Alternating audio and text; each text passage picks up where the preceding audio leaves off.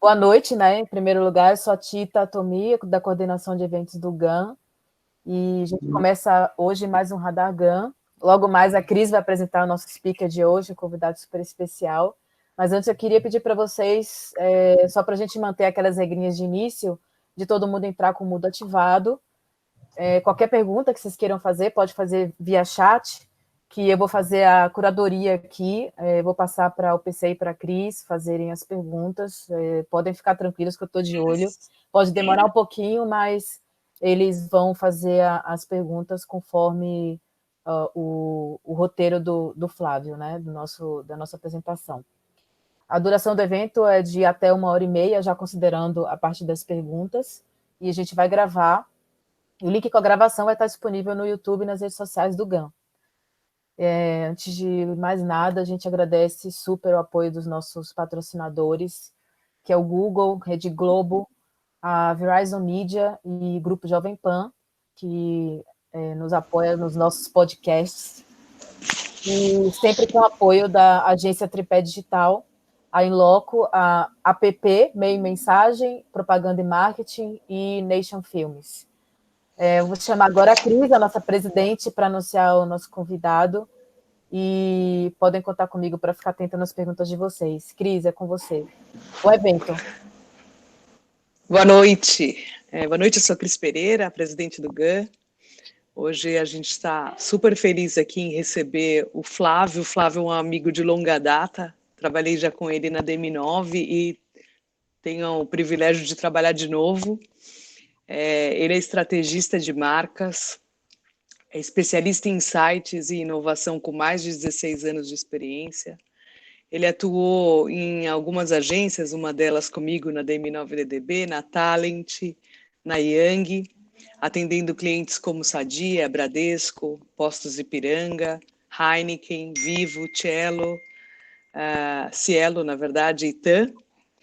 E além de ter passado por essas agências, foi diretor de pesquisa e planejamento da consultoria Box 1824 e head de estratégia do Estúdio de Inovação Grimpa XD. Desenvolveu projetos para Nike, para PepsiCo nesse momento, FCA, Itaú, Faber-Castell, Tiffany, Via Varejo. E em 2015 e 2018 atuou como head de insights do Google. Ajudou na transformação de marcas de segmentos de finanças, telecomunicações, viagens e automóveis. E agora, em 2020, o Flávio é CIO, Chief Innovation Officer, lá da Sunset DDB, desenvolvendo uma estrutura gigante lá com a gente, faz parte do nosso board, e hoje ele está aqui, vai falar de coisas importantes como adaptabilidade, flexibilidade, futuro do trabalho. A gente está namorando esse tema já há bastante tempo, a gente não sabia quem seria essa pessoa para trazer esse tema para a mesa, e o Flávio pareceu assim a escolha correta. Então, obrigada, Flávio, a palavra está com você. Boa noite, bom evento para todo mundo. Eu que agradeço, na verdade estou me sentindo super acolhido e entusiasmado de conversar um pouco sobre esse tema. A ideia aqui, né, queria agradecer, né, a Cris, o PC e todo mundo da GAN, acho que é um assunto super legal para a gente conversar. A ideia, o que eu tinha planejado esse é um tema que eu não me considero um especialista, mas eu me considero um entusiasta. Então, eu venho pensando e tentando ajudar, né, a agência e também alguns colegas e alguns clientes a pensar nesse novo modelo que a gente está experimentando, o que está acontecendo agora, e que perspectivas e que coisas a gente pode tirar disso. A minha ideia era apresentar um pouco dessa visão e das coisas que eu venho, né, refletindo sobre o tema, e depois eu queria muito escutar vocês e a gente conversar um pouco, saber qual é a visão. Então, também não tem nenhuma intenção aqui de ser prescritivo e de, né, dar direcionamentos, mas principalmente provocar e contar um pouco sobre algumas coisas que estão na minha cabeça em relação a essa ideia do trabalho remoto, a essa ideia de trabalhar de casa, que foi o que a gente foi exposto de uma hora para outra. Eu vou dividir minha tela aqui com vocês e vamos ver se todo mundo consegue ver aí.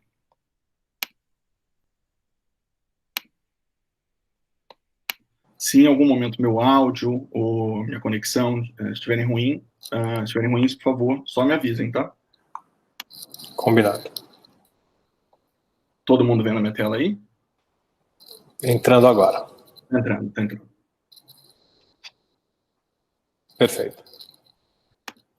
Maravilha. Vamos lá.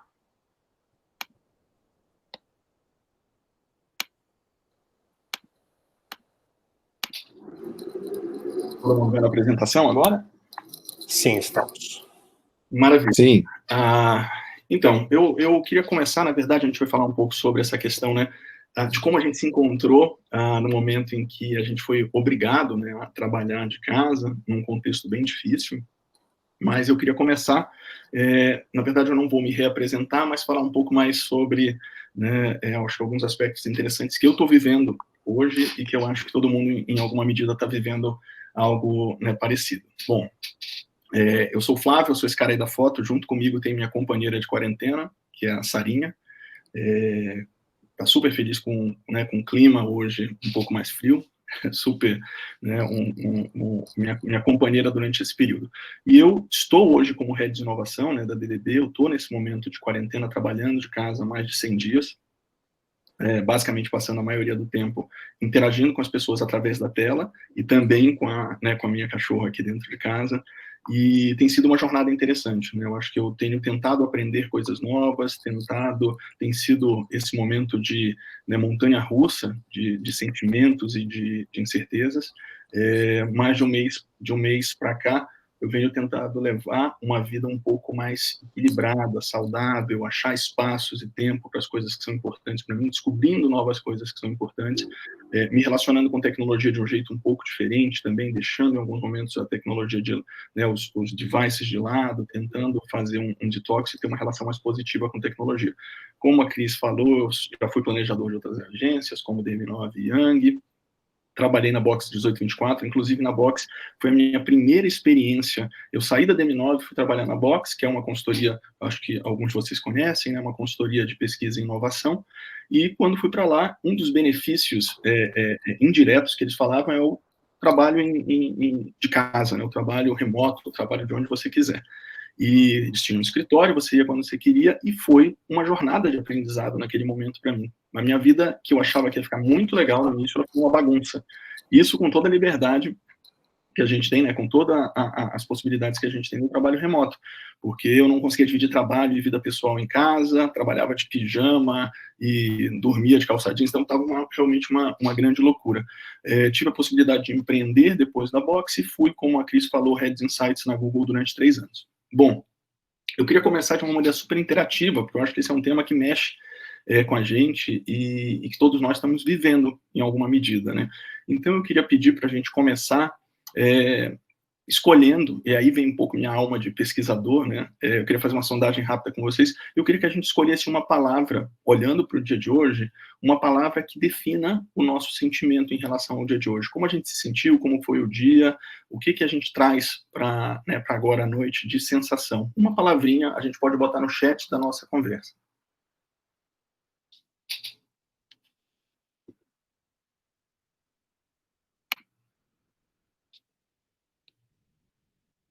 A gente tem mental, realização, rush. Para algumas pessoas o dia foi mais pesado do que para as outras. Algum sentimento de saudade, né, de nostalgia, ação, produtividade, sensação de produtividade, expectativa, né, o que vem pela frente, essa coisa da incerteza, trabalho, resiliência, paciência. Legal. Acho que tem coisas um pouco mais positivas, coisas que nos direcionam para o futuro, prisão, a gente trancado dentro, né, dos lares. Mas é legal a gente olhar esse mapa de sentimentos, esse mapa de palavras que definem um pouco o que a gente está vivendo hoje. Mas eu queria compartilhar com vocês uma coisa que eu acho interessante. Aprendizado, refém. Muito legal. Bom, eu queria compartilhar com vocês uma coisa interessante, dentro dessa perspectiva, que é a gente escolher uma série de palavras, eu acho que elas definem, né, coisas que carregam para um lado mais positivo, de produtividade, uma sensação, às vezes, um pouco mais de angústia, do aprisionamento, uma coisa da produtividade, do trabalho muito, né, muito forte, muito latente, que representa o nosso dia. Mas eu queria chamar a atenção para uma coisa interessante. Quando a gente pensa, né, em trabalho remoto, quando a gente fala da perspectiva e dos benefícios, principalmente para as pessoas, sobre trabalho remoto, tem uma palavra que essencialmente ela deveria vir, né, e que é interessante porque, na verdade, a gente viu palavras que representam o oposto disso. Né? A palavra, quando a gente fala de trabalho remoto, liberdade e flexibilidade são dois dos principais benefícios para as pessoas. Né? Essa é uma das principais sensações que elas deveriam ter, quando elas têm a liberdade de escolha de onde elas vão trabalhar. Né? Essa é a essência, na verdade, do trabalho. Então, acho que a gente começa a nossa conversa com com um entendimento e reforçando um ponto que ele é muito importante, que é o trabalho remoto, ele é muito diferente do que a gente está vivendo agora. Então, o que a gente está vivendo agora é o que eu chamo de tudo em casa. O trabalho remoto ele é sobre flexibilidade, ele é sobre escolhas, e a gente não tem opção agora. E ele tá acontecendo de uma maneira tudo misturado. Quem tem filhos, filhos também estão em casa, não estão na escola, né, as tarefas do lar. Inclusive, eu até imagino que algumas pessoas talvez estejam agora, nesse momento, participando dessa conversa, lavando louça, molhando as plantas. Eu faço muito isso, de participar das lives fazendo isso. Para vocês que estão nessa, uma força, vai dar tudo certo. Mas eu acho que é exatamente sobre isso. A gente entender que essas duas coisas são bem diferentes. Né? Nós somos privilegiados de estarmos em casa trabalhando, mas, de fato, nós não estamos vivendo a essência do trabalho remoto, que é ter escolha, que é ter liberdade. Porém, tem uma coisa muito legal, que é, ainda assim, dentro de todas essas condições, a gente conseguiu se virar e a gente conseguiu funcionar, fazer funcionar esse trabalho, esse modelo de trabalho em casa, em tempo recorde. Eu tenho certeza que aqui tem pessoas, né, de diferentes lugares que precisaram fazer essa adaptação e que hoje, apesar de que num primeiro momento a gente tem a negação, a ideia de que, contra todas as probabilidades, isso não vai rolar, né, tem muitas coisas contra, né, os pratos vão cair, a gente não vai entregar os trabalhos, e eu sei que dentro do possível e dentro do tempo que a gente teve, a gente conseguiu operar dentro desse novo modelo. 100 dias depois, a gente está aqui, firme e forte, trabalhando de longe, entregando as coisas para os clientes, fazendo entregas, né, poderosas, boas para os nossos clientes, conseguindo fazer com que as relações aconteçam, mas, de novo, dentro de condições que não são as condições de trabalho remoto. E o que eu acho legal, que caiu a ficha para mim, é essa nossa capacidade de adaptação. Né? Quando a gente olha para a história do Darwin, de quando ele fala que quem sobrevive não é o mais forte. Quem sobrevive é aquele que é capaz de responder às transformações do ambiente de uma forma mais responsiva, adaptável, e esse é o cara que vai resistir. E eu acho muito legal, porque às vezes a gente não se liga muito na nossa capacidade, né, de adaptação. A gente não se liga que a gente pode se transformar e se adequar a um ambiente completamente diferente, a condições e contextos completamente diferentes. Acho que essa foto representa bem, né? Basta a gente olhar como as pessoas hoje conseguem, né, atuar e viver e ser felizes, por que não, em contextos de extrema pobreza, em contextos de extrema riqueza, em contextos de extremo calor, de extrema natureza ou de extrema urbanização. Então, a gente é muito adaptável. E eu acho que isso foi uma das coisas mais legais nessa perspectiva para mim, que aconteceram agora, que foi um reforço para eu reatentar, né, para eu voltar a olhar para essa nossa capacidade de adaptação.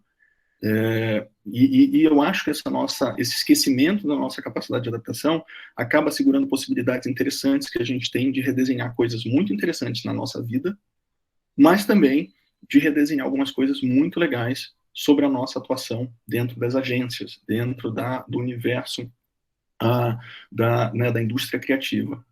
E eu acho, de fato, de novo, é uma perspectiva minha, que esse contexto ele pode servir para a gente como um gatilho para a gente repensar a maneira como a gente vê o nosso trabalho e vê as coisas dentro das agências e dentro das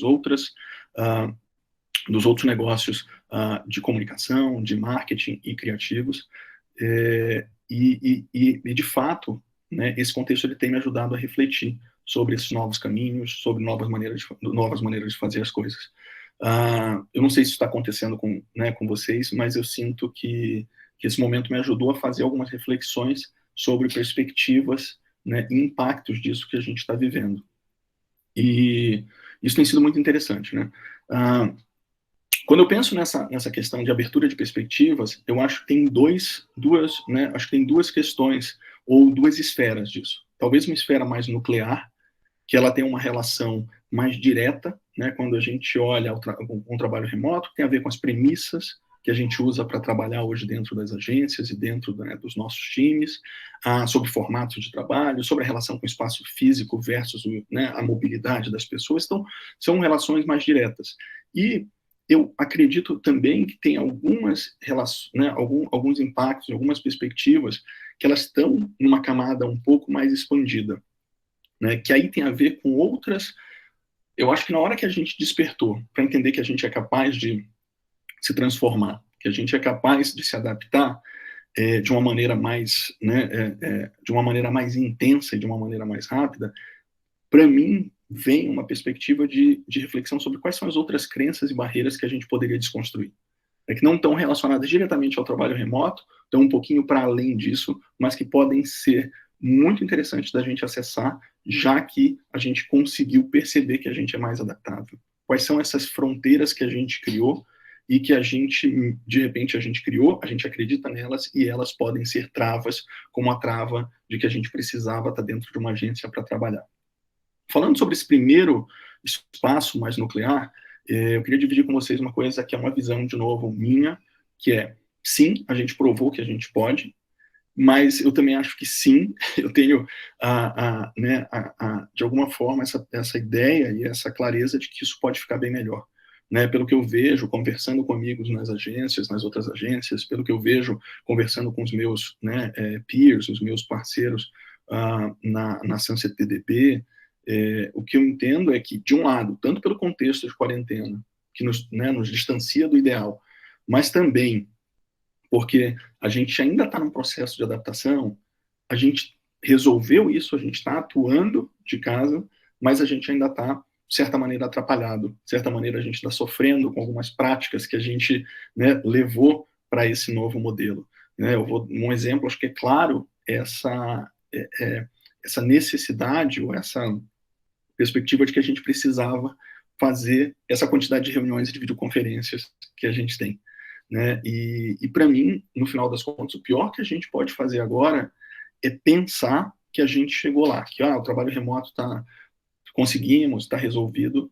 Na verdade, a gente provou que no ambiente de necessidade, no contexto de necessidade, a gente sim consegue virar, se adaptar, mas que entre onde a gente está, e pelo menos para a maioria das empresas, e aonde a gente pode chegar em termos de performance, em termos de qualidade e balanço entre vida e trabalho, entre a melhor maneira da gente se comunicar de forma remota, tem ainda um chão para a gente caminhar.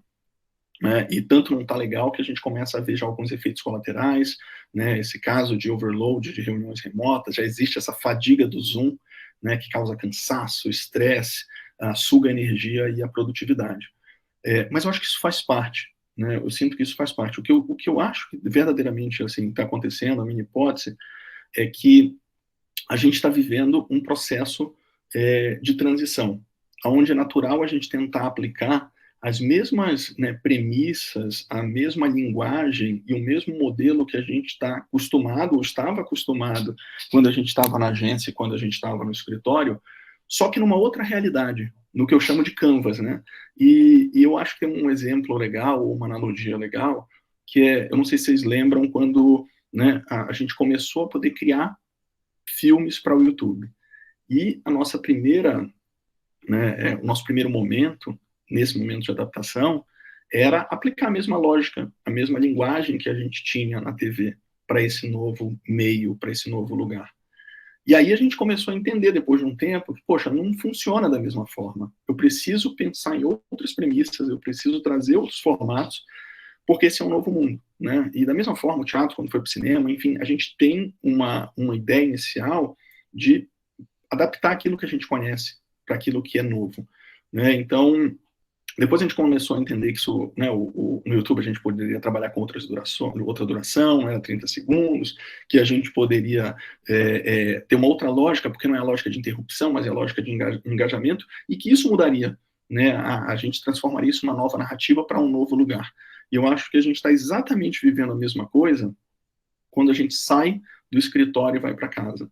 Eu acho que a gente ainda está nesse momento, né, de tentar trabalhar e tentar, obviamente, depois de 3 meses, 100 dias, a gente já começa a desapegar um pouco da maneira como a gente fazia e começa a entender como é que é esse novo lugar, como é que a gente pode operar nesse novo lugar para trazer uma premissa, lógica e linguagem própria.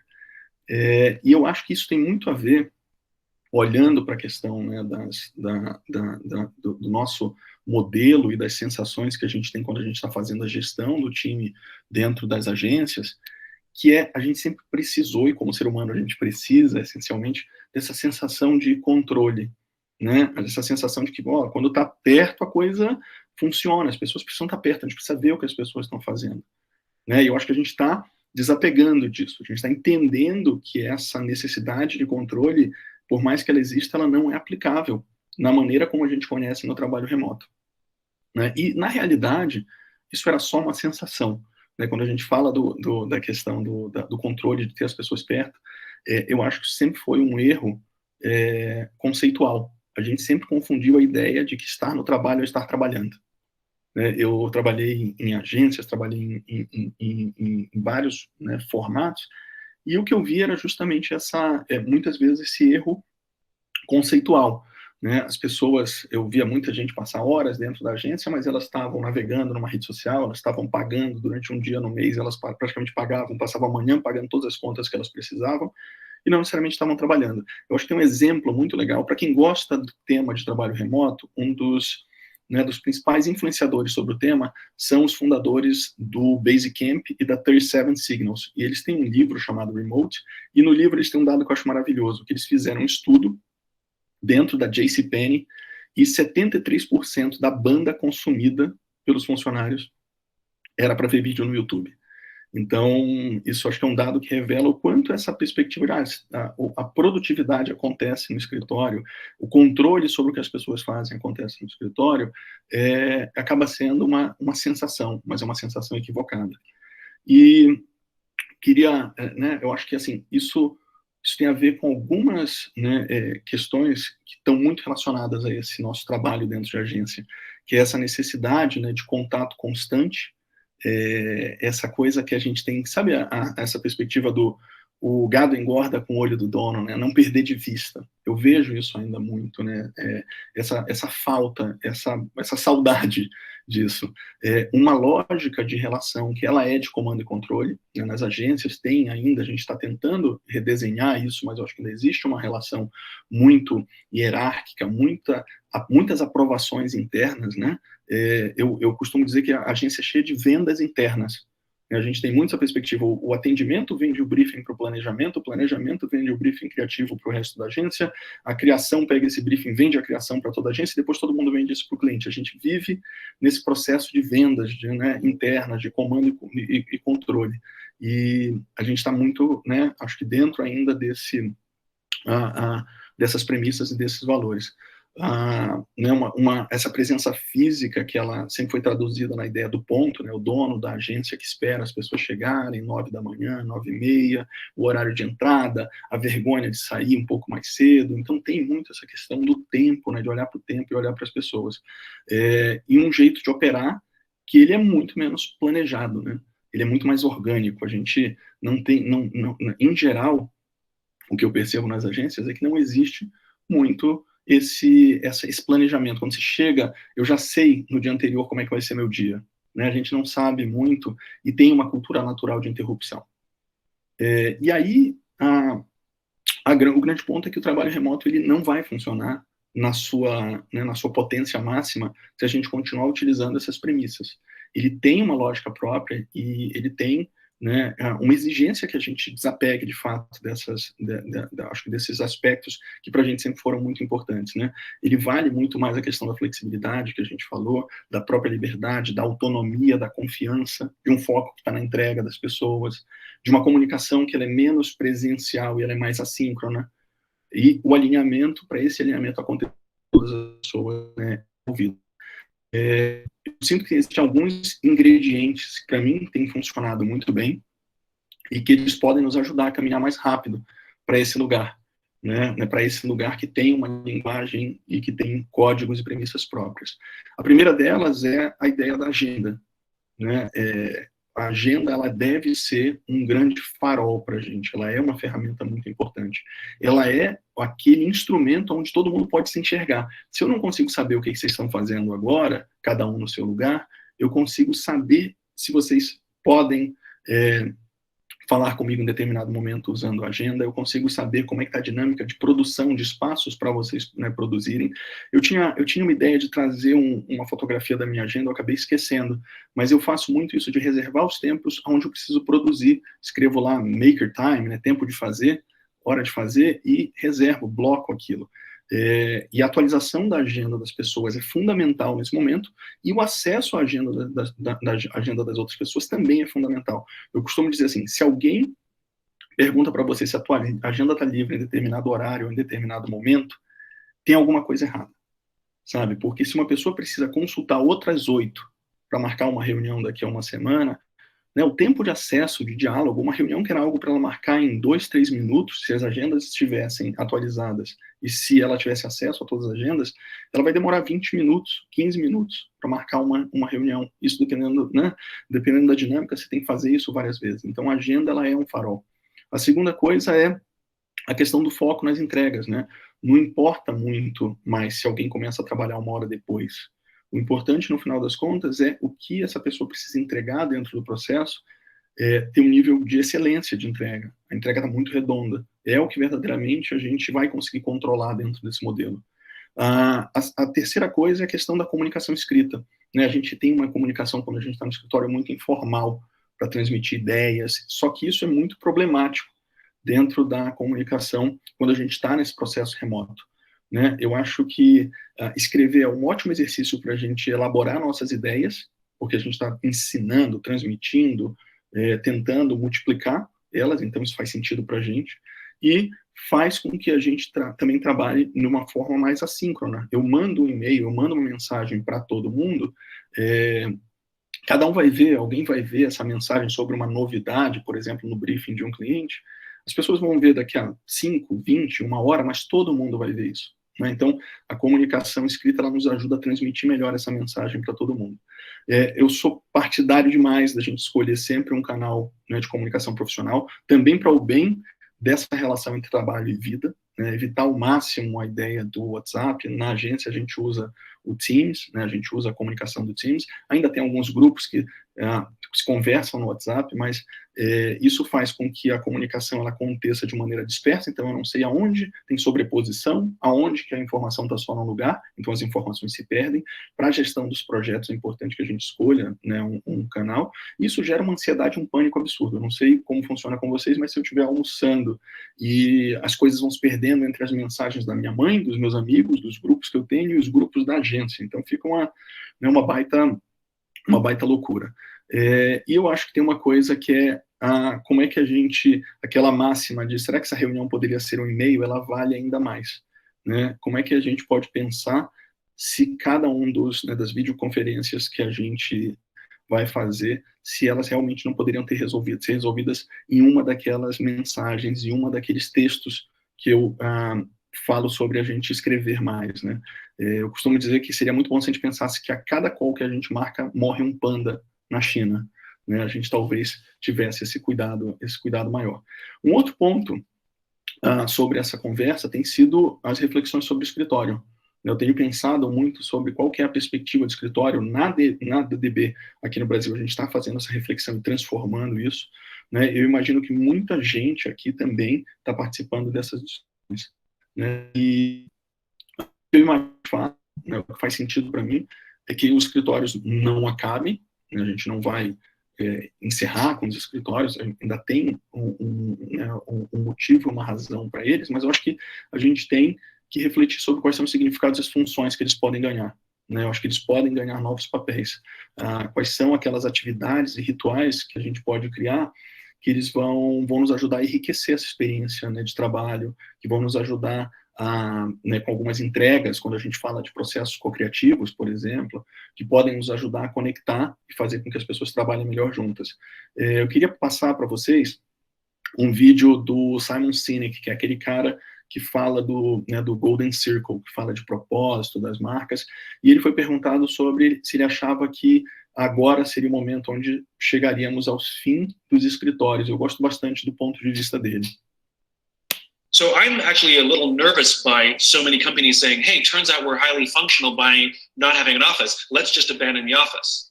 You know, people are tribal animals. We're social animals. We need human interaction. And at the end of the day, though we can be functional and get things done, it's very, very hard to have any kind of brainstorming and creativity over like this. We need to be in the company of others. We need to be able to interrupt each other and write things on walls and have that wonderful magical energy, and then go for lunch together to build a relationship.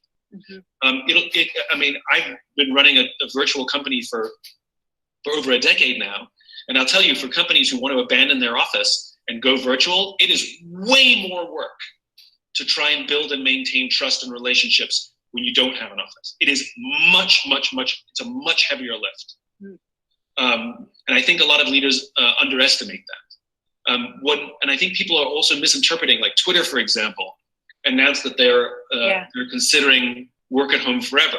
But that doesn't mean they're abandoning their office. What they actually said, that if people would like to work at home sometimes, we will maintain that policy forever. In other words, what they're allowing is for options.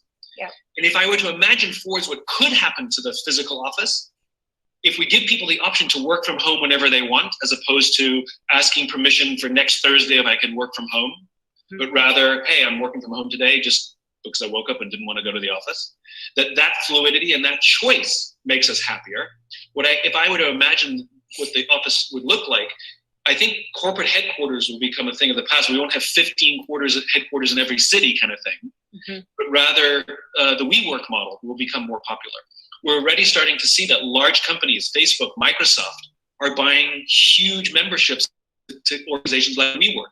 And so I could imagine a skyscraper filled with large companies that are overflow offices, because it's a better way for them to maintain these open workspaces for people to come and go as they please.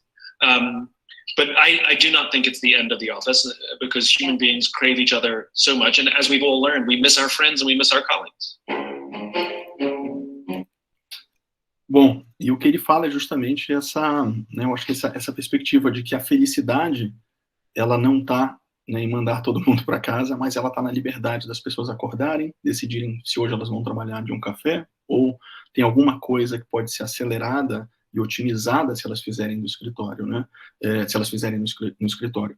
E eu acho que é interessante a gente repensar quais são esses momentos específicos, quais são as coisas que a gente pode, os rituais e as coisas que a gente pode acelerar, né, dentro desses espaços físicos. Ele fala muito sobre esses edifícios muito, né, austeros, grandes e imponentes, eles darem espaço para lugares de circulação mais fluidos, onde as pessoas se encontrem. Eu gosto muito do exemplo do próprio Google, né, que ele sempre permitiu que as pessoas trabalhassem de onde elas quisessem, mas eles sempre tiveram esse cuidado de desenhar uma experiência de escritório tão legal que ela magnetiza quem trabalha lá, ela magnetiza quem não trabalha lá, e as pessoas, de fato, querem estar lá porque elas entendem que existe uma propulsão no trabalho delas, elas entendem que existe um boost quando elas trabalham dentro do escritório. Na agência, como eu falei, a gente está repensando muito qual que é o papel, né, do escritório, entender em que momento as pessoas deveriam estar lá e com que razão. Outro ponto, quando a gente fala de experiência do escritório, eu acho que a gente tem que revisitar, né, o que é um termo que está, de novo, voltou, que é a história de experiência, né, dos colaboradores, a experiência de quem trabalha nos lugares. Como é que a gente consegue agora, diante desse momento observar as necessidades e desenhar uma nova experiência para as pessoas que trabalham dentro dos nossos espaços. Sinto que tem uma coisa muito legal que aconteceu e que está acontecendo aqui com a gente agora, né, ao vivo, que é a gente conseguiu entrar numa camada mais real e humana, né, das nossas interações. Eu acho que a gente sempre viveu, a gente vive já numa sociedade com filtro, né, mas eu acredito que na agência a gente sempre teve uma camada de relação onde a gente via as pessoas até determinado ponto, e agora esse filtro caiu, né, a gente vê as pessoas de maneira mais despadronizada, a gente consegue revelar de fato a diversidade financeira das pessoas quando a gente abre, né, a casa para as pessoas verem onde a gente mora, a diversidade da própria realidade de cada um, pais, solteiros, né, donos de cachorro. Isso tirou um pouco, acho que, dessa suspensão que a gente tinha de vida pessoal. Tirou muito, né, essa suspensão que a gente tinha de vida pessoal quando a gente ia para a agência como um hiato da vida. As coisas se misturaram e eu acho que elas sensibilizaram a gente, né? Sensibilizaram a gente a pensar, de fato, numa experiência mais legal para as pessoas, né? Mas, pô, muitas pessoas estão hoje trabalhando de casa sem condições muito legais para trabalhar, né, em termos ergonômicos, em termos de conectividade. Então, como é que a gente consegue desenhar uma experiência, né, que faça mais sentido para as pessoas dentro dessa nova lógica de trabalho? E aí, desde o recrutamento, né, a gente está falando que o recrutamento ele pode se espalhar agora, eu posso recrutar pessoas de qualquer lugar. Como é que eu faço o onboarding, né, de pessoas dentro de uma estrutura que é mais remota? Como é que eu integro essas pessoas com os outros, né, com os outros colaboradores, com as outras pessoas? Da perspectiva, né, de benefícios, será que os benefícios que a gente oferecia continuam fazendo sentido agora dentro desse novo contexto? Né, oferecer vale transporte para as pessoas faz sentido? Qual que é o kit, de repente, remoto que as pessoas precisam para trabalhar bem de onde elas quiserem? Então, acho que tem um repensar nessa experiência, né, do colaborador, também nessa construção da cultura e dos valores mais humanos. Né, como é que a gente entende, respeita essa diversidade, a diversidade de pessoas às vezes são mais produtivas de manhã, outras são mais produtivas à noite, já que a gente não fala mais de uma presença integral. Tem muitas empresas que trabalham no modelo remoto que elas têm uma interface, um momento de sobreposição de trabalho de 4 horas, e elas deixam as outras horas livres para as pessoas trabalharem naquele horário que for mais conveniente. Isso é muito comum. No Google, era muito comum. O Google tem academias, por exemplo, dentro de todas as unidades. A gente não está falando de trabalho remoto, mas falando dessa flexibilização de horário. E muitas vezes você sobe às 3 da tarde, às 4 da tarde, tem pessoas malhando na academia porque não tem nenhuma reunião, elas vão voltar, depois elas esticam um pouco mais, porque naquela hora é a hora que elas se sentem dispostas a trabalhar e é preciso elas movimentarem o corpo. A questão de desenvolvimento, né, quando a gente fala de feedbacks, quando a gente fala como é que a gente trabalha feedbacks, como é que a gente trabalha a questão de responsabilidades e papéis, como é que a gente trabalha a questão de bônus, né, o que a gente visualiza nas pessoas para bonificá-las, e principalmente a questão de comunicação em vários níveis, né, tanto a comunicação institucional quanto a comunicação operacional. E eu acho que tudo isso reforça uma coisa que eu acho que é mega importante e que talvez seja um impacto também desse momento, que é uma fragilidade psicológica, né? A gente já está vivendo uma fragilidade psicológica no sentido da insegurança em relação à economia, da insegurança em relação à saúde, e como é que a gente constrói um ambiente de segurança psicológica para as pessoas, com transparência, reforçando a ideia de que existe proteção, né? Por exemplo, em relação à gestão delas, se elas sofrerem algum tipo de assédio moral, como é que a gente consegue visualizar, como é que a gente dá espaço para elas conseguirem relatar isso, reportar. Eu acho que tem alguns exemplos muito legais do Google, né, desde da entrada, quando a gente fala, né, a entrada de todas as pessoas no Google, ela tem um dia de treinamento na tua sede, onde você conversa com as pessoas de pessoas e talentos, as pessoas de tecnologia. Você ganha um buddy, que é um cara que vai te acompanhar no processo de onboarding dentro da empresa, e você tem uma orientação como Nugler. Não sei se vocês já viram, tem até o bonezinho. Você vai para a Califórnia e você recebe a orientação sobre cultura, sobre as coisas que você deveria prestar atenção em relação à empresa. Isso te faz ter mais clareza sobre o ambiente que você está navegando, as pessoas, qual é o tipo de conduta esperada. Eu acho que a questão também muito clara, quando você entra no Google, de qual é o teu papel e responsabilidade, tanto por função quanto nível. Se eu sou um planejador júnior, o que eu deveria entregar? O que é esperado para mim? Se eu sou um planejador sênior, deveria ser esperado que eu vá apresentar o projeto no cliente ou não? Esse é meu chefe que vai. Então, entender muito claramente o que eu tenho que fazer. Afinal de contas, eu estou trabalhando de uma maneira mais independente, mais autônoma, mais sozinho. E todas as informações do Google, elas estão a um link de distância. Você tem um endereço na intranet que você consegue acessar tudo. Então, nesse momento, nesse contexto de comunicação assíncrona, isso me parece muito interessante. Você tem uma área de denúncias anônimas, premiações e bônus internos, então todos os funcionários podem dar, acho que até $100 ou alguns dólares de bônus para colegas que ajudarem eles em projetos. Então, tem todas as ferramentas que ajudam as pessoas a trabalharem de uma maneira mais integrada e que faz com que essa experiência do funcionário seja uma experiência de liberdade, escolhas, de segurança psicológica e de flexibilidade. A gente falou dessas transformações mais diretas, né? E aí eu queria falar um pouco sobre essas outras perspectivas e oportunidades que eu consigo ver a partir da ideia de que a gente é capaz de se adaptar, né? E aí eu vou falar um pouco sobre alguns poderes que eu acho que a gente ganhou quando a geografia parou de mandar na gente. A gente percebeu que a geografia não manda mais na gente, né? Acho que questões, né, pessoais, como, né, o poder que a gente tem para realizar aquele sonho de morar na praia e não ter que largar o emprego, ou de ir estudar e fazer um curso à noite num lugar longe de onde a gente hoje mora e continuar trabalhando.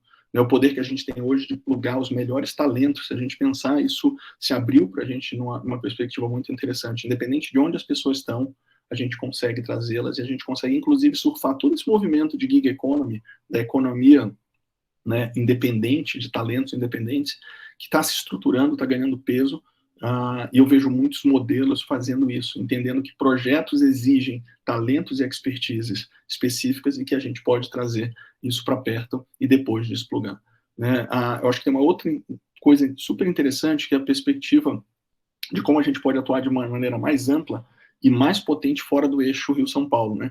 Eu vejo que eu trabalhei numa época com a Tramontina, lá em Carlos Barbosa, a Grendene fica no sul, eu já trabalhei com Ipiranga, que ficava no Rio, mas ainda assim deslocava de São Paulo para o Rio, mas eu acho que a gente nunca encarou com muita, né, com uma oportunidade, de fato, todos os grupos com budgets bons, com construção de grandes negócios e que precisam de comunicação de boa qualidade e que estão fora desse eixo Rio-São Paulo, e que agora a gente não precisa abrir um escritório, a gente consegue trabalhar com esses grupos de uma maneira mais próxima. E aí a gente está chegando aqui no final da conversa, e eu acho que eu estou estendendo um pouco, viajando um pouco mais, né, nessas possibilidades de transformação.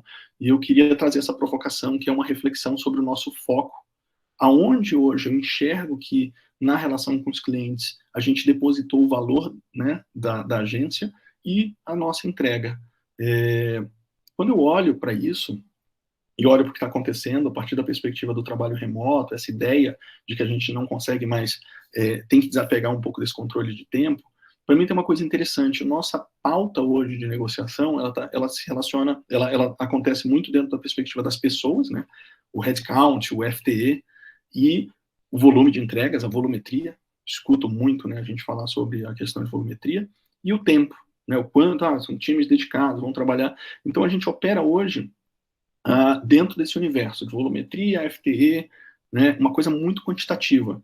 E para mim é essa coisa quantitativa que está fazendo com que a gente entre no mundo mesmo de commodity, porque a gente chama, é um diretor de planejamento, um diretor de atendimento, um planejamento júnior, e são todos, né, são todos planejadores, são todos atendimentos, e no universo onde são eles trabalhando por tanto tempo, tantas pessoas, para entregar um volume X, né, de posts, de anúncios, de campanhas, e essa briga, para mim, ela é uma briga que acaba comoditizando, né, uma briga que ela acontece por preço, ela diminui margem, e eu acho que se a gente começar a pegar esse embalo do que está acontecendo e começar a olhar para uma perspectiva mais qualitativa, né, que para mim é uma parte que tem muito valor, começar a olhar para identificação de problemas, se a gente vender essa identificação de problemas, vender a nossa capacidade de desenhar projetos e de soluções a partir de criatividade, talvez esteja um caminho interessante aí para a inovação, um caminho interessante para a gente redesenhar o modelo, uma chance da gente mudar a direção e focar num outro lugar, né, que é esse lugar do problema e solução. E que tem um aspecto intangível para mim, que ele começa a fazer, né, ele começa a fazer a diferença. E eu acho que o trabalho remoto flexível, ele pode nos ajudar a redesenhar esse nosso valor para os clientes no final das contas. Porque a gente está perdendo o controle sobre o de outra maneira está adicionando controle para o produto, para a entrega, né? Então o foco no problema e na solução criativa, para mim, pode nos abrir essas novas portas de negócio, as novas portas de novos negócios. Eu costumo falar muito para a Cris, até nas nossas conversas, que eu acredito que talvez a maior porta de prospecção não é a gente buscar novas contas, mas sim a gente buscar novos problemas, né? Buscar contas implica em a gente, né, ter que esperar os clientes que têm conta em outros lugares abrirem a possibilidade, né, de uma concorrência, de abrirem uma janela para a gente. Quando a gente fala, né, de buscar problemas, talvez seja mais fácil encontrar uma porta aberta, talvez seja mais fácil encontrar um problema que ninguém conseguiu resolver ainda para esse cliente e a gente experimentar, fazer, né, um experimento de como a gente se relaciona com ele, de como a gente consegue mostrar valor para solucionar esse problema de uma maneira criativa. E eu acredito que tem um caminho interessante nessa troca e nessa perspectiva de buscar, né, as contas, e não que a gente não tenha que ter contas, não que a gente não tenha que ter FII, não que a gente não tenha que trabalhar no dia a dia, mas que uma porta interessante de contato pode ser a gente buscar problemas. Eu acho que eles estão circulando por aí. Como exemplo, eu trago a mesa. Eu fiz muitos trabalhos na mesa como especialista. Eles são um modelo que foca em problema, um trabalho que ignora se o cliente tem agência ou não, né? Então, eles vão até os clientes, apresentam o modelo, acreditam na metodologia, e eles trabalham com clientes que têm agência, trabalham com projetos de comunicação. Eu já trabalhei com vários clientes, né, nesse período em que eu trabalhava como consultor, com vários projetos de comunicação. Eles atuam tanto na estratégia quanto execução. Eles não implementam, mas eles trabalham nos aspectos criativos, né, da entrega, e eles têm uma perspectiva remota que é essa baita curadoria de talentos qualificados, né, que atuam de uma maneira super pontual. Bom, para encerrar aqui a conversa, pelo menos essa parte da conversa, né, para encerrar o que eu tinha para compartilhar dos meus pensamentos, eu queria fazer um resumo, né, que eu acho que tem 4 pontos aqui que são importantes. Primeiro, a gente está nesse modo quarentena, que ele não é, né, experiência remota como deveria ser, ele não oferece liberdade, mas ele tem aberto perspectivas de transformação para a gente. A gente pode fazer valer e aprender com isso para a gente gerar transformação, tanto no modelo de trabalho quanto coisas para além. Tentar sair dessa lógica de presença e controle para uma lógica de trabalho assíncrono, com foco mais na entrega, né? A gente não está limitado pela geografia, isso amplia horizontes pessoais para a gente correr atrás de sonhos de morar em lugares diferentes, para a gente trabalhar e estudar, de repente, em algum lugar que a gente tenha vontade, e também perspectivas de negócio, de clientes, de talentos, e a pergunta, né, quais são as vantagens e desafios para a gente sair desse modelo com foco no tempo, que é essa visão de como a gente hoje oferece o nosso valor, para um modelo mais focado em problemas e soluções criativas. Bom, era isso que eu tinha para compartilhar, em termos de pensamento sobre o tema, mas eu queria muito escutar o que vocês têm pensado também sobre esse tema e abrir a discussão para a gente aqui. É para já, Flávio, já está bombando aqui. O grupo de perguntas já tem algumas aqui para estrear para você. Que é o PC, né? O PC já pode fazer a primeira? Posso, lógico. Vocês podem também já mandando aqui no chat que eu vou selecionando, tá? Gente, vamos perguntar, por favor. A gente tem um assunto extremamente rico. Flávio, assim, para mim, você deu vários tapas na cara, assim, de uma maneira positiva, né? De acordar para uma série de coisas que estão acontecendo, né? Mas eu queria te perguntar uma coisa que eu sinto, que, assim, queria mais ouvir tua opinião. Eu acho que esse modelo, né, que você está colocando de liberdade, que não tem nada a ver com o home office, mas sim com a questão de ser trabalho remoto, etc., eu sinto que tem uma barreira cultural gigante no Brasil. É a minha impressão, tá? Não sei se é porque a gente tem um mindset muito antigo, a gente ainda tem uma relação empregador-empregado ainda não atualizada, questões de leis, mas vamos entrar nesse detalhe porque isso também é muito complexo. Eu queria ficar mais no mindset.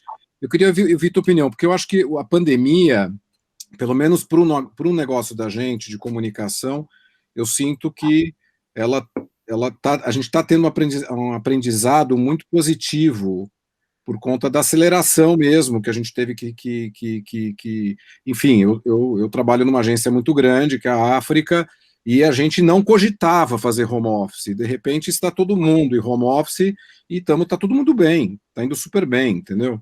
Então eu queria ouvir um pouco a tua opinião, como é que você entende que vai acontecer um movimento, porque eu acho que também não é só a gente, você tem, por exemplo, escritórios de advogados que também devem estar passando por uma revolução, os engenheiros, enfim, outros segmentos, que não necessariamente o nosso, que acho que passam por essas barreiras, né? Eu queria ver um pouco a tua visão disso. Eu acho que sim, eu acho que tem uma questão, eu acho que algumas indústrias, né, algumas verticais, elas vão ter um pouco mais de resistência cultural, né?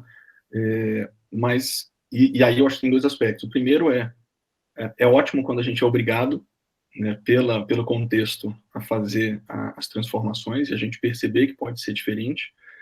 E eu acho que da perspectiva da gente que trabalha numa indústria criativa, da perspectiva da gente que durante muito tempo teve sentado na mesa, né, com uma cadeira reservada nas mesas de board, de liderança das empresas, entender um pouco que esse aspecto cultural, a gente não é conectado e magnetizado por clientes apenas pela nossa entrega.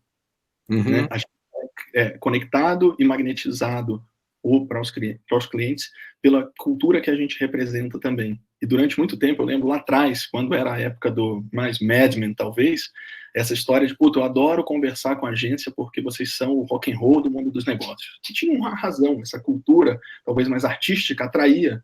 Sim. Porque apontava para o futuro. Quando eu trabalhei na Box, eu lembro de ter escutado do Tracanella, ou de alguém lá do Itaú, não sei se era do Itaú ou da Fiat, puta, eu adoro trazer vocês aqui, porque não é só sobre a entrega, é sobre vocês me conectarem com o futuro.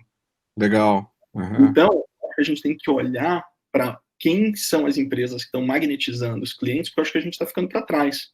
Eles não têm mais tanto, não só pela entrega, mas porque a gente está representando, deixando de representar alguma coisa que interessa para eles no aspecto do contágio cultural. Então é por isso que o Google pode, né, Google, Facebook, todas essas empresas de tecnologia, todas as vezes que eles tentam um approach com os clientes, em geral, por mais que seja uma coisa extremamente agressiva comercialmente, existe toda uma aura cultural que faz com que esses clientes também tenham apelo com, com os clientes, porque eles aprendem outras coisas indiretamente, eles aprendem sobre novas maneiras de fazer. E eu acho que essa pode ser um atalho. Como é que a gente olha para essas empresas que têm esse magnetismo, que têm essa cultura, legal, né, eu acho que já está direcionada um pouco mais para essa coisa contemporânea, e a gente pede não só para eles ensinarem sobre produtos, mas a gente aprende com eles também sobre os aspectos culturais, que eu acho que pode ser um caminho interessante. Bacana, muito legal. O Flávio, tem uma... Deixa eu só explicar. Tem uma... Está me ouvindo? Sim. Estão me ouvindo? Uhum. Tem uma frase aqui, na verdade, assim, acho que a gente já discutiu aqui, pelo menos no GAN, uma centena de vezes sobre modelo de negócios, e a gente discute isso muito dentro da agência, e esse ponto de vista do hoje para amanhã é um ponto de vista interessantíssimo, né? Porque ele deixa de quantificar e ele começa a qualificar as nossas entregas, né? Então, você falou aqui de pessoas e FTS para problema, você falou de volumetria para projetos, você falou de tempo para solução. São ingredientes aí que a gente tem dificuldade de monetizar, né? Eu acho que a grande dificuldade das agências, em função de um histórico tão grande dessa dependência da mídia que a gente não aprendeu a monetizar o nosso trabalho, né? Para você, qual que é o ponto de partida? É implodir e começar de novo? Como é que a gente faz isso, né? Eu acho que não, acho que jamais. Na verdade, Boa, boa. acho que tem duas coisas, tá? A primeira delas eu não acho que tem que implodir e reconstruir, porque eu não acredito nisso de fato, né? Onde eu vejo as empresas prosperando e se reinventando é sempre incubando, testando, aprendendo, usando o modelo, né, atual para alimentar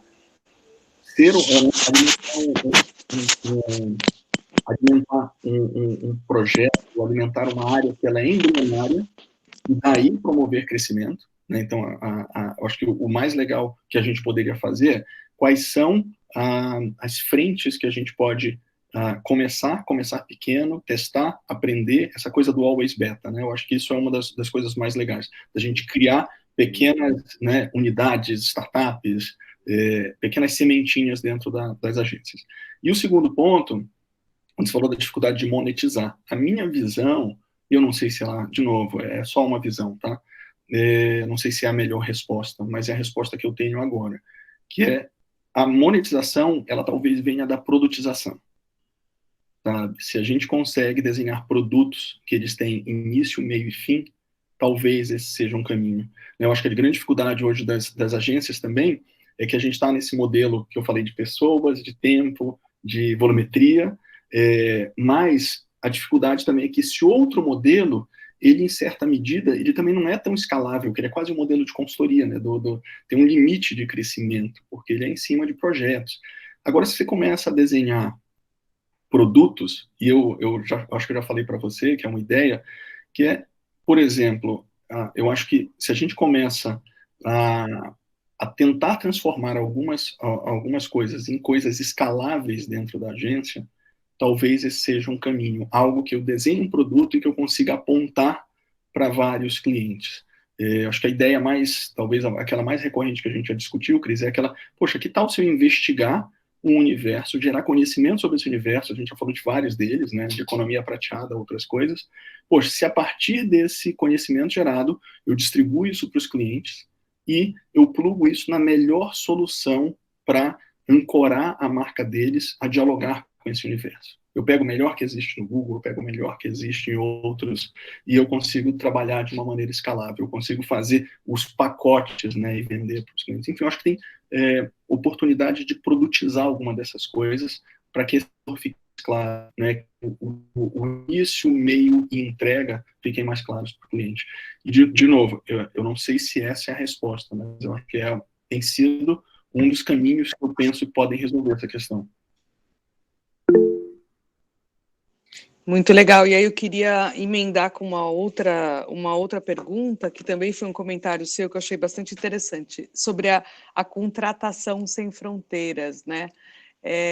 De qualquer forma, a gente tem no Brasil a primeira barreira que é de língua, mas como é que você imagina, além da língua, quais são as barreiras que você enxerga? Porque eu já vi empresas contratando, agora a gente quer abrir para o Brasil inteiro, mesmo tendo sede em São Paulo, a gente quer conquistar esse conhecimento, esse regionalismo aí direto da fonte, né? Como é que você está vendo isso? Acho que vale a pena a gente explorar um pouquinho esse tema. Legal. Eu acho que existe uma barreira natural e inicial, que é a própria experiência, né? Aquilo que eu tinha falado, né? A experiência do colaborador dentro dessa nova perspectiva. Eu acho que a gente não está, pelo menos até onde eu sei, até onde a minha visão alcança, eu acho que a gente não está preparado para realmente trazer uma experiência a não ser que seja uma experiência de plug-in e plug-out, né? Eu ainda não consigo ver as agências trabalhando, por exemplo, com um grande talento criativo que mora em Recife, né, full time. Eu acho que é mais fácil a gente, da perspectiva de projetos, dos freelancers, a gente trabalhar nesse caminho, do que uma experiência de criar vínculos mais permanentes com essas pessoas. Mas eu acho que a gente está, de fato, se a gente se abrir, a gente vai aproveitar, vai ser muito bom para as agências, né, por uma questão de custo, por uma questão de amplitude de possibilidades de talento. Existem pessoas muito boas, eu tenho investigado um pouco esse mundo de conteúdo, de produtoras, e vendo muita gente nova e muita gente bacana fazendo coisas em Recife, fazendo coisas em Belém, fazendo coisas em Belo Horizonte, e acho que essa é uma possibilidade interessante. Vocês estão me escutando? Sim, sim. Bom, porque vocês deram uma congelada rápida aqui para mim. Então, acho que eu acredito que para a coisa da contratação freelancer, plug-in, plug-out, me parece fazer mais sentido nesse momento. Eu acho que a gente tem que se preparar se a gente quiser trazer essas pessoas para uma relação mais contínua. Um exemplo, eu vim há 17 anos atrás, eu sou paraense e vim há 17 anos atrás para São Paulo. Talvez, se eu estivesse começando a minha carreira, eu poderia e passei um ano desempregado, talvez eu pudesse ter tido a experiência de trabalhar, né, de longe, sem ter que pagar aluguel, sem ter que vender meu carro na época para passar esse período. E poderia ter tido essa experiência com uma agência como a África, como a DDB, como qualquer outro lugar, explorando esse mercado de longe. Então, eu me vejo, poxa, talvez o cara que está começando agora não precisaria passar por essa narrativa que eu tive de vir para cá, né, me jogar em São Paulo. Legal. Eu queria fazer uma pergunta agora do chat aqui, do Renan Rezende. Ele fala assim: Flávio, você acredita que as grandes agências darão continuidade nessa cultura full home office, mesmo que gradativo, ou voltarão dentro do modelo padrão? Eu não sei se eu tenho a resposta, né? Eu não consigo, é difícil prever, né, o que vai acontecer, o futuro. Mas eu acho que agora a gente está diante de uma baita provocação de que a gente pode ir para frente.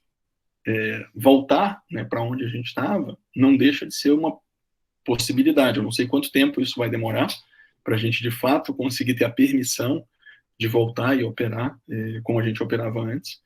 Mas mais do que o que vai acontecer, eu acho que é o que tem a possibilidade de acontecer, o que a gente está vendo, né, de provocação por conta do contexto. Não sei exatamente, eu não tenho a resposta e a previsão. Eu gosto de acreditar, eu tento ser mais, né, otimista dentro das perspectivas, obviamente, reais, mas eu acho que a gente tem na nossa mão a possibilidade de gerar transformação. E adiantando um pouco, acho que da perspectiva de onde eu estou hoje, que é a DDB aqui no Brasil, a gente não espera voltar a ser e operar da maneira como a gente operava. A gente já hoje está redesenhando o nosso modelo para que a gente traga essa flexibilidade, para que a gente traga, né, essa liberdade para as pessoas, a escolha, e para que o nosso escritório funcione de um jeito diferente de como ele funcionava antes. Eu acho que outras agências também estão desenhando e pensando na mesma coisa. E Flávio, você começou a tua apresentação falando para mim de uma palavra-chave, assim, que é liberdade, né? Que eu acho que é o que pressupõe assim a viabilidade desse modelo de trabalho remoto, né? Conta um pouquinho, assim, você tem alguma experiência na tua jornada profissional? Porque eu acho que quando você fala em liberdade, você também dentro, né, do mindset que a gente tem no Brasil, que é um pouco mais corporativo, enfim, é um modelo corporativo, eu acho que pressupõe uma questão também de relação de confiança, né, o quanto as partes confiam uma nas outras, né? Você tem alguma experiência que você já tenha passado, que você possa trazer nesse sentido? Sim, tem. E eu acho que essas duas coisas estão verdadeiramente relacionadas, né? Eu acho que elas estão muito relacionadas, né? Quando a gente fala de liberdade e a gente fala de autonomia, transparência e confiança viram parte dessa equação. Essas coisas não conseguem não estar relacionadas. Isso, para mim, foi um choque de realidade quando eu entrei dentro do Google. E eu vou trazer isso em exemplos, tá? Porque eu acho que é mais legal do que eu contar de forma conceitual. Eu estava acostumado a trabalhar em agência, onde tinha esse efeito cool, artístico, as pessoas são legais e tal, mas no final existia uma relação e uma camada ali de onde as coisas não passavam, né? Quando essa sensação de, poxa, eu preciso ver o que as pessoas estão fazendo, eu tenho uma geladeira de cerveja, mas eu só abro ela quinta-feira à noite. Então, essas coisas, elas são muito simbólicas, né? Preciso do timesheet da pessoa ali, e então tem muito esse simbolismo. Da mesma forma, essa relação de, eu estou aqui trabalhando, esses caras estão tirando meu sangue, então, poxa, eu vou pagar minhas contas aqui, vou usar a internet deles, eu vou jogar o poker aqui usando a banda da... Então, tem uma relação obviamente, né, dessa relação que ela é mútua, a gente é legal, funciona bem a relação, mas até determinado ponto eu sinto que você está tentando tirar um pouco mais de mim e eu tento tirar um pouco mais, né, de você dentro dessa relação. Ela não é uma relação verdadeiramente transparente de confiança e autonomia.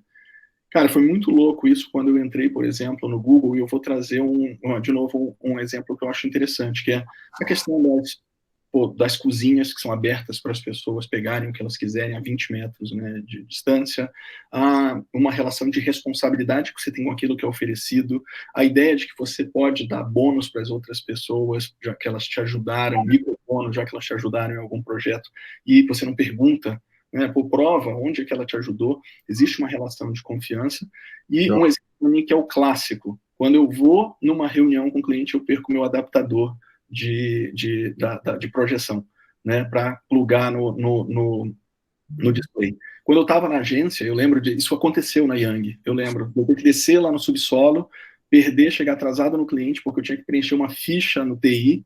Ser punido, praticamente, né? Sendo punido, você pegou mais um adaptador.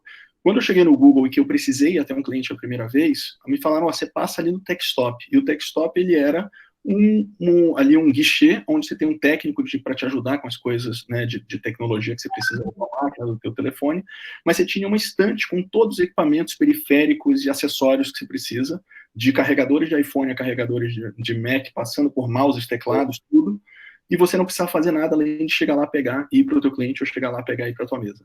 Qual que é o ponto ali? Diante dessa história, quando a gente fala que o contexto transforma as pessoas, ninguém quer ser o cara que vai pegar 2 Red Bulls a mais, ninguém quer ser o cara que vai pegar um carregador e levar para, né, e vai levar para casa, para o filho, né, assim, porque ninguém quer deixar de perder essa relação e quebrar essa relação de confiança. E eu acho que é a antítese do que, de certa maneira, eu via nessa relação entre as pessoas e a agência. Né? E isso, para mim, foi um choque, e eu percebi que, realmente, esse contexto, quando você entra nessa cultura, e se ela já está bem cristalizada, obviamente tem todo um trabalho e um cuidado, isso vira premissa para o teu recrutamento, de você pegar as pessoas certas, as pessoas que, obviamente, vão precisar de pouca adequação para aquela cultura, isso é importante, né? Pessoas que respeitam a diversidade, pessoas que não vão, em grande grau, precisar de grandes adaptações para se relacionar com as outras pessoas, que vão proteger o patrimônio da empresa, o principal patrimônio da empresa, no caso deles, é dados, né, isso é muito claro. Então, como é que você traz pessoas que tenham a ver, isso vira uma premissa de recrutamento, mas como essas pessoas vão ser embaladas pelo próprio contexto, sabe? Isso, para mim, foi um choque positivo, e que, nessa minha volta para a agência, eu acho que é uma jornada constante de tentar minimamente trazer essa perspectiva de uma relação que ela é mais generosa, que ela é mais transparente, que a gente pode, né, cada um dá mais do seu lado, e tá tudo bem, é legal isso. Muito bom, muito legal. Flávio, eu vou fazer aqui uma perguntinha do pessoal do chat, é o Marcos Costa. Ele fala o seguinte: na pandemia surgiu um novo produto de comunicação, que são as lives. Quais outras oportunidades estão surgindo? Você vê que estão surgindo agora e que podem surgir com todo esse movimento? Cara, é difícil, né? Eu acho que olhando para... assim, o que eu tenho visto, assim, talvez, eu acho que a oportunidade... Eu vou complementar com uma coisa que está mais clara na minha cabeça, tá? Eu acho que a live da perspectiva de relação... então, vamos pensar em branding e vamos pensar em performance. Da perspectiva de branding, eu vejo uma história muito forte das lives como um asset, né, um recurso, um instrumento para você aproximar marcas e pessoas, para você gerar conteúdo relevante para o teu público, para você atuar dentro das limitações que a gente tem hoje. Da outra perspectiva, eu acho que uma das oportunidades que vem crescendo são as oportunidades de performance, né? Quando a gente olha para o que aconteceu de consumo no digital, quando a gente olha para o que aconteceu dos boosts em e-commerce, quando a gente olha o que aconteceu de CPG direto, começando a criar uma visão, uma política, uma atuação direto para o consumidor, dando, né, dando um pulo em relação aos canais de varejo, aos canais de e-commerce mais clássicos, aplicativos de delivery. Então, a gente começa a enxergar, eu acho que, de um lado, com live como uma ferramenta interessante de branding, mas eu prestaria muita atenção no que está acontecendo no consumo digital, no consumo, né, através de e-commerce e nas plataformas direto para o consumidor das empresas de CPG.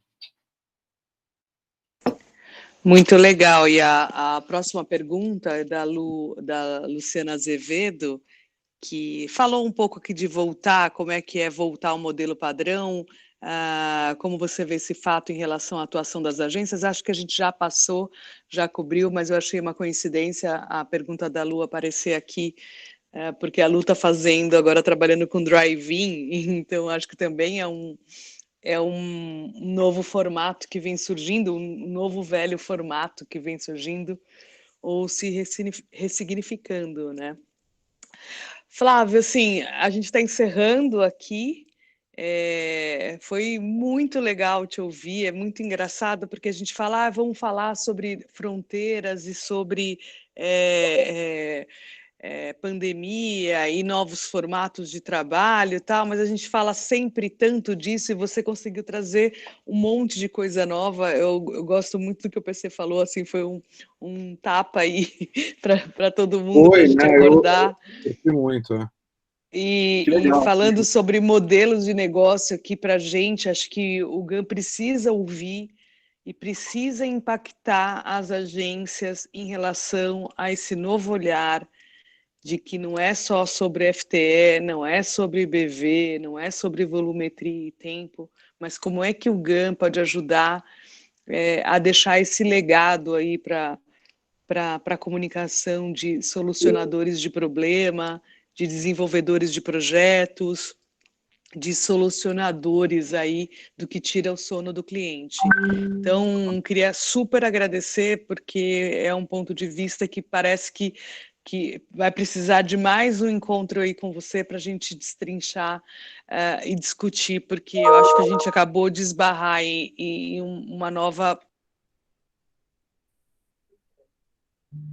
Você fechou o teu microfone, Cris. Então, vou abrir de novo.